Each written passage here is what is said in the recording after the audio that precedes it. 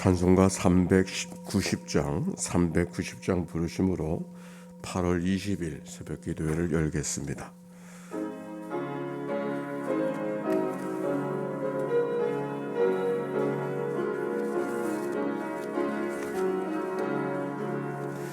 예수가 거느리시니 즐겁고 평안하구나.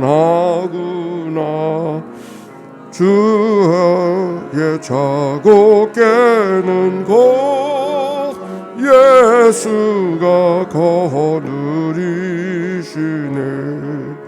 주 날 항상 돌보시고 날 친히 거느리시네. 주 날 항상 돌보시고 날 친히 거느리시네.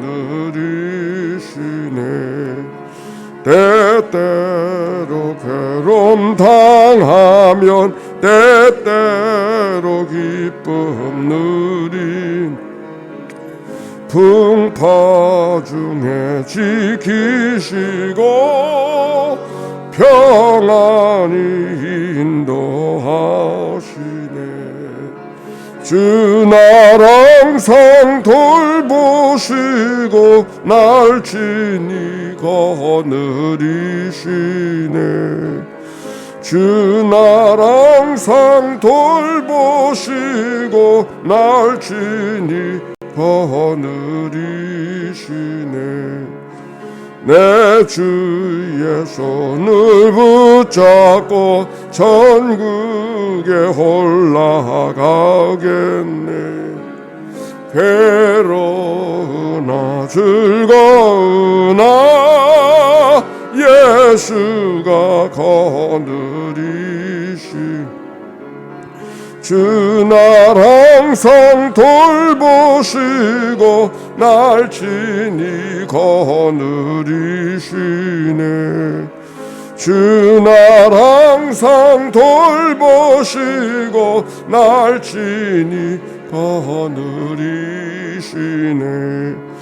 이 세상 이별할 때에 마귀의 권세 이기네. 천국에 가는 그 길도 예수가 거느리시네.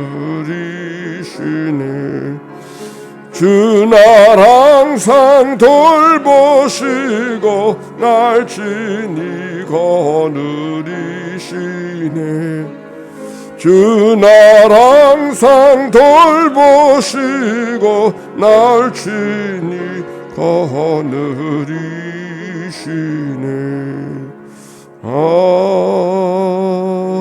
아멘. 공동의 기도로 아침 기도 올려드립니다. 좋으신 하나님, 새로운 하루를 열어주시니 감사합니다. 입을 열어 찬양하고 기도하오니 우리의 예배를 받아 주소서. 은혜 하나님, 생명의 말씀을 허락하시니 감사합니다.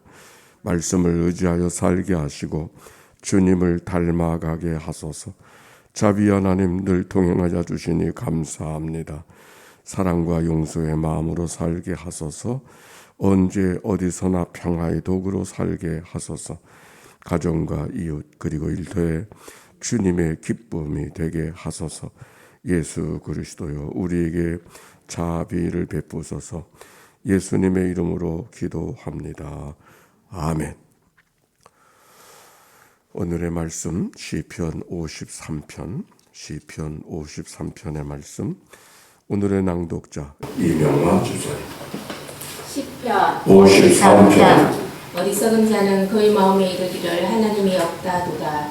그들은 부패하며 가증한 악을 행하며 선을 행하는 자가 없도다.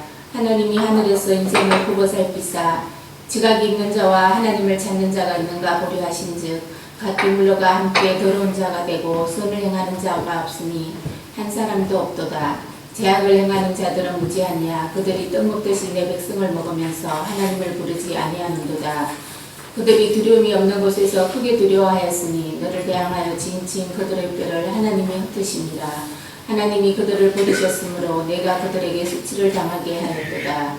시온에서 이스라엘을 구원하여 줄 자 누구인가? 하나님이 자기 백성의 포로된 것을 돌이키실 때에 야곱이 즐거워하며 이스라엘이 기뻐하리로다. 아멘. 생명의 말씀입니다. 하나님 감사합니다. 감사합니다. 집사님, 우리 서로 축복합시다. 사랑하고 축복합니다. 오늘 산악회 아침에 오늘 등산 가나요? 네. 몇 시에 출발해요? 네, 네.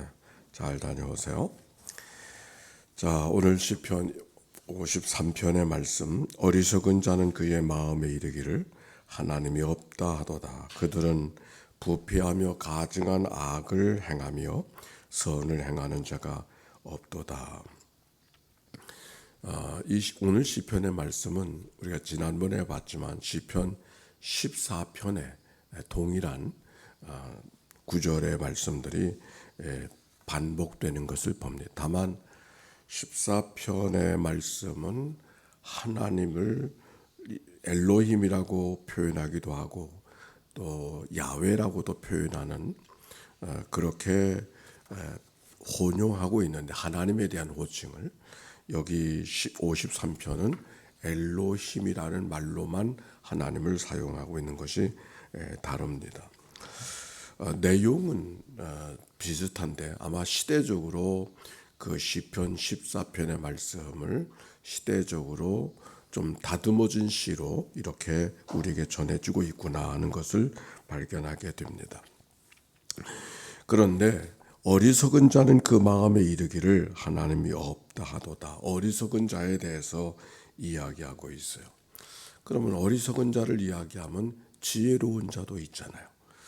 누구를 어리석은 자로 이야기하는가? 하나님이 없다고 하는 사람. 그러면 지혜로운 사람이 누군가? 하나님께서 모든 세상을 다스리고 계심을 인정하고 고백하는 사람이 바로 지혜로운 사람. 그래서 하나님에 대한 두려움을 갖고 살아가는 사람, 그 사람이 지혜로운 사람이다 라고 하는 말씀이 오늘 본문의 말씀이었습니다. 2절의 말씀 보십시다. 시작. 하나님이 하늘에서 인생을 굽어 살피사 지각이 있는 자와 하나님을 찾는 자가 있는가 보려 하신즉 각기 물러가 함께 더러운 자가 되고 선을 행하는 자가 없으니 한 사람도 없다. 누가 한 사람도 없다 그랬어요. 즉 지혜로운 사람, 어리석지 않은 사람이 한 사람도 없다 그 말이에요. 어리석은 사람, 즉 하나님이 없다고 하는 사람이 어리석은 사람이라고 하는데 지혜로운 사람이 누가 있는가, 지각이 있는 사람이 누가 있는가 찾아본즉 한 사람도 없다 이렇게 말씀하고 있는 거예요. 이 말이 무슨 말일까요? 어리석은 자라고 하는 말씀은 하나님이 없다고 하는 말이 하나님이 무신론자가 많다 그런 말을 하는 것은 아닙니다. 아니 지적인 능력이 부족한 사람이 한 사람도 없다 그런 말도 아닌 것이죠. 이 말은 무슨 말이냐면 하나님을 믿는다고 하고 하나님 앞에 늘 기도한다고 하고 하나님 앞에 나와 제사한다고 하지만은 마치 그가 살아가는 삶의 모습은 정말 하나님이 계신 하나님이 모든 것을 주관하는 그런 삶의 고백처럼 그렇게 생각하고 살아가는 사람 같지 않다. 입으로만 말로만 그렇게 모양으로만 그렇게 보여지지 문의는 그렇게 보여지는데 실제적으로 살아가는 삶이 그렇게 살아가는 것 같지 않다라고 하는 말씀이 오늘 본문에 있는 이야기예요. 즉 진정 하나님을 잘 섬기며 살아가는 사람들 같지 않다라고 하는 말씀이 오늘 본문에 있는 이야기죠. 하나님이 하늘에서 인생을 굽어 살피사 이런 말씀이 기록이 되어져 있죠. 굽어 살피사. 굽어 살핀다고 하는 말은 위에서 내려다보고 계시다라고 하는 말이죠. 그러나 이 말은 위에서 내려다보고 계시다고 하는 말이 아니라 그런 말로 표현하는 것이 아니라 우리들의 심령을 우리들의 중심을 바라보고 계신 분이 하나님이시다라고 하는 말씀의 의미가 이 말씀 속에 있는 거예요. 결국 누가 지혜로운 사람인가 누가 어리석은 사람인가 하는 것은 스스로 지혜롭다 해서 지혜로운 게 아니고 어리석다 해서 어리석은 것이 아니라 누가 판단하고 계셔요? 하나님이 판단하시잖아요. 하나님이 판단하신 거예요. 누가 충성스럽다고 해서 충성스러운 것이 아니라 하나님이 판단하셔요. 오늘 성경에 있는 말씀. 그런데 하나님의 기준에 맞는 사람이 누가 있는가를 찾아보셨지만 다 그 기준에 벗어나 있다라고 하는 말씀이 오늘 본문에 있는 이야기죠. 로마서 1장에 보니까 1장 20절 창세로부터 그의 보이지 아니하는 것들 그의 영원하신 능력과 신성이 그가 만드신 만물에 분명히 보여 알게 하셨는데 그래서 핑계할 수 없도록 그렇게 하셨는데 하나님을 알 때 하나님을 영화롭게 하지 아니하고 감사치도 아니했다. 바울이 로마에 있는 교인들에게 쓴 편지의 말씀 속에 그 말씀이 있습니다. 여기 똑같은 이야기가 이 말씀 속에 담겨져 있어요. 그런데 4절의 말씀 다 같이 한번 읽어봅시다. 시작. 죄악을 행하는 자들은 무지하냐? 그들이 떡 먹듯이 내 백성을 먹으면서 하나님을 부르지. 앞에서는 누구에 대해서 이야기했어요? 어리석은 사람에 대해서 이야기했잖아요. 근데 어리석은 사람을 지금 4절에는 무엇이라고 표현해요? 죄악을 행하는 자다. 어리석은 자를 죄악을 행하는 자라고 표현하고 있는 말이 무슨 말인가? 어리석음은 혼자 그렇게 살아가는 모양만 그랬는데 이제 생활의 행실의 결과가 나타나는 거예요. 그 죄악된 결과가 나타나게 되는데 어떤 죄를 저지르고 있는가? 내 백성을 떡 먹듯이 내 백성을 먹으면서 하나님을 부르지 아니한다. 떡 먹듯이 아마 이게 우리말 번역으로 말하면 밥 먹듯이 떡은 매일 먹는 게 아니니까 그렇죠? 떡 먹듯이라는 말은 간식 먹듯이 그 말이 아니라 밥 먹듯이 즉 우리들이 날마다 살아가는 생활 속에 밥 먹듯이 하는 일이 있는데 내 백성을 먹으면서 하나님을 부르지 아니한다. 이 말씀은 내 백성들을 무시하고 짓밟고 내 백성들을 이용할 줄 알아 섬기며 살아가지 못한다. 하나님을 외면하고 살아가는 삶의 모습이에요. 오늘 말씀 속의 희망은 하나님께서 하나님 백성에 대해서 관심이 계시다는 거예요. 하나님이 내 백성이라 그러셨으니까. 그저 세상 사람들의 이웃들을 잘 돌보지 않고 살아간다 이렇게 말하지 않고 저들이 내 백성을 하나님의 백성들에 대한 하나님의 안타까움 어찌 보면 이 말씀은 어리석은 사람들에 대한 관심도 있기 때문이기지 않지만 내 백성들이 무시받고 내 백성들이 짓밟히고 살아가는 것에 대한 하나님의 안타까움이 이 말씀 속에 담겨져 있는 것이죠. 결말이 어떻게 되어졌을까요? 5절 말씀 시작. 그들이 두려움이 없는 곳에서 크게 두려워하였으니 너를 대항하여 진진 그들의 뼈를 하나님이 흩으심이라. 하나님이 그들을 버리셨으므로 내가 그들에게 수치를 당하게 하였도다. 그들이 두려움이 없는 곳에서 크게 두려워하였으니 그들이 누구를 가리켜요? 죄악을 행하는 자들, 어리석다고 하는 사람들, 하나님 없이 살아가려고 하는 사람들, 바로 그 사람들을 향해 이야기하고 있어요. 하나님을 두려워하는 마음이 하나님을 경외하는 마음이고 하나님 앞에 지혜로운 사람들의 모습인데 하나님이 없다고 하니 하나님을 두려워하지 않아 그들을 말하는 거예요. 그런데 그들에게 정말 두려워할 일이 나타나는데 어떤 일이 나타나는가? 하나님이 그들을 흩으셨고 하나님이 그들을 버리셨으므로 수치를 당하게 될 것이다 라고 하는 말이죠. 너를 대항하여 진친 그들의 뼈를 하나님이 흩으시리라. 이런 말이 다른 말로 말하면 뼈도 못 추리게 하시겠다. 그 말씀과 똑같은 말이에요. 심각한 비참한 어려운 일 무서운 공포를 지금 이야기하려고 하는 거예요. 그렇게 하늘 무서운 줄 모르고 살아가는가? 하나님이 너 세상 떠나면 묻을 곳도 없게 하시겠다. 뼈도 모으지 못하게 하실 것이다. 너뿐만 아니라 하나님이 그들을 버리셨으므로 내가 그들에게 수치를 당하게 하였도다. 수치, 부끄러움을 이야기하고 있는 것이죠. 오늘 시편 53편을 읽는데 시편 52편에는 앞에 읽어진 말씀에는 누구에 대한 것이 있어요? 그 다윗에게 먹을 것을 주고 칼을 주었던 그 아히멜렉의 이야기를 고자질했던 도액에 대한 이야기가 앞에 기록이 되어져 있지 않습니까? 내일 다음 월요일 날 읽어질 시편 54편에는 누구에 대한 이야기가 기록이 되어져 있습니까? 거기 한번 보세요. 시편 54편에 보면 다윗의 마스길 인도자를 따라 현하게 맞춘 노로 10사람이 사울에게 이르러 말하기를 다윗이 우리가 있는 곳에 숨지 아니하였나이까 하던 때, 이때 등장하던 10사람이 누구냐면 나발이라고 하는 사람이에요. 그 나발이라고 하는 사람은 한 부유한 사람으로 사무엘상서에 소개가 되어지는데, 그는 어떤 사람인가? 도망다니던 다윗이, 사울에게 쫓겨 도망다니던 다윗이 같이 있었던 무리들의 먹을 양식이 없어서 당시 그 부유하게 살던 나발의 집의 목자들을 보호해주고 약간의 호의를 구하는 그런 장면의 이야기가 나옵니다.